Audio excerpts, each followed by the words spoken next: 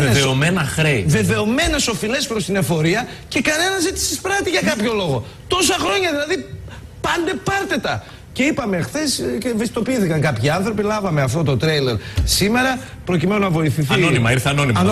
Ανώνυμα, σε ένα φάκελο ήταν προκειμένου να βοηθηθεί το κράτος να εισπράξει αυτά τα χρέη. Έχεις βεβαιωμένα χρέη στην εφορία και κάνεις την πάπια ρελαμόγιο. Την έκατσες.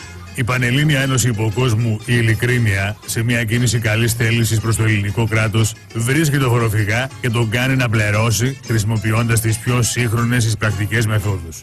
Απειλητικά τηλεφωνήματα, απαγωγέ, λοστάρια, ρόπαλα, σουγιάδε, σιδηρογροφιέ, κουμπούρια και άλλοι τσαμπουκάδες εγγυώνται 100% εισπρακτική επιτυχία. Μπροστάς ρε Μόρτι, θα πληρώ. Οι υπόλοιποι γιατί πληρώ δηλαδή. Μαλάκια είμεθα. Πανελλήνια Ένωση Υποκόσμου, η Ειλικρίνεια. Μια ευγενική προσφορά του ελληνικού υποκόσμου στην Ελλαδίτσα μας, ρε. Γιατί και ο υπόκοσμος έχει καρδιά. Αυτά είναι για την Ελλάδα, ρε γαμώτο, για την Ελλάδα. Έτσι, κυρίες και κύριοι, πηδάω μπόλικο πράγμα. Μπόλικο? Και